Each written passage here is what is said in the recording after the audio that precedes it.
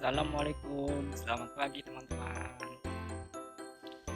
Bertemu lagi dengan saya, Andi Ensil, guru yang paling keren, bersahaja, baik hati, tidak sombong, rajin menabung, dan bla bla bla. Sudah siap untuk belajar bahasa Indonesia? Oke, mari belajar bersama. Let's go. Baiklah, hari ini kita akan belajar tentang teks laporan hasil observasi. Pernahkah kamu mengamati sesuatu? Jika kita ingin menuliskannya dalam sebuah tulisan, maka kita dapat membuat teks laporan hasil observasi. Nah, ayo sekarang kita lihat penjelasan teks laporan hasil observasinya. Oke? Teks laporan hasil observasi adalah teks yang berisi penjelasan atau laporan tentang sesuatu berupa hasil dari pengamatan. Teks ini disebut juga teks klasifikasi. Nah, struktur teks laporan hasil observasi ini terdiri dari 3 bagian, yaitu definisi umum, deskripsi bagian, dan deskripsi manfaat. Pertama, kita bahas definisi umum.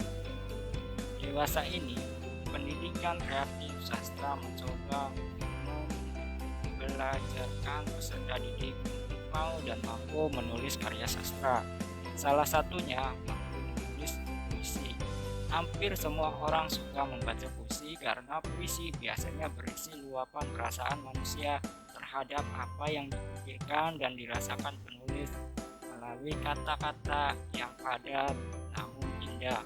Puisi adalah karya sastra dengan bahasa yang dipadatkan, dipersingkat, serta diberi irama dan bunyi yang padu dan pemilihan kata-kata yang kias atau imajinatif.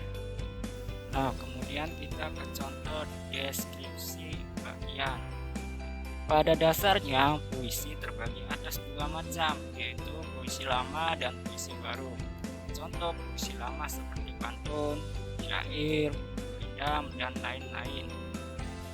Ciri-cirinya terkait pada aturan-aturan persajakan yang mutlak. Adapun puisi baru adalah puisi yang melonggarkan aturan-aturan yang ada dalam puisi lama. Jadi, boleh dikatakan puisi baru lebih bebas. Meskipun demikian, keduanya tentu harus tetap menjaga kata-kata yang indah dan imajinatif agar tidak kehilangan esensi sebuah karya puisi. Nah, kemudian yang ketiga, deskripsi manfaat. Contohnya, tentu banyak manfaat yang diperoleh ketika kita mampu menulis puisi. Di antaranya, kita bisa mengirimkan puisi-puisi yang kita anggap berkualitas untuk dipublikasikan dan mendapat honor yang menarik. Selain itu, kemampuan dalam mengungkap dan memilih diksi juga akan semakin terasa.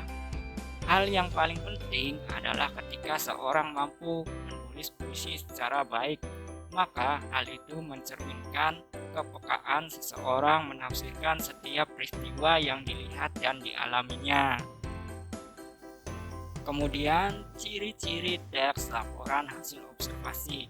Yang pertama, bersifat fakta dan objektif. Yang kedua, tidak menyimpang atau mengandung dugaan yang tidak benar serta tidak memihak. Dan yang ketiga, ditulis secara lengkap.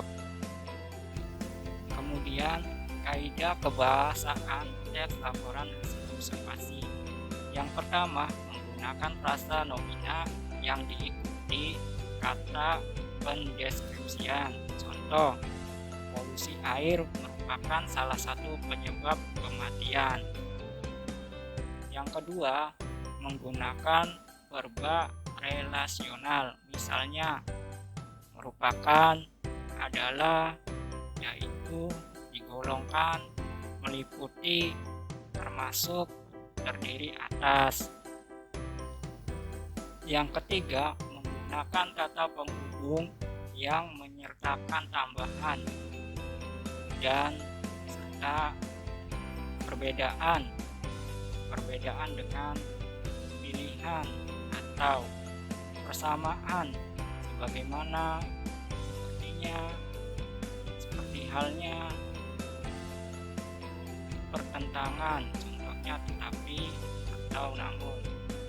Kemudian yang keempat, menggunakan istilah teknis dan berkaitan dengan keilmuan, misalnya degeneratif, mutualisme, sindrom, fobia. Yang kelima, menggunakan paragraf dengan kalimat utama yang diikuti rincian aspek yang hendak dilaporkan. Yang keenam, menggunakan kalimat kompleks atau kalimat majemuk dan kalimat simpleks atau kalimat tunggal. Oke guys, sekian saja pembelajaran hari ini, semoga bermanfaat ya. Sampai jumpa di video berikutnya.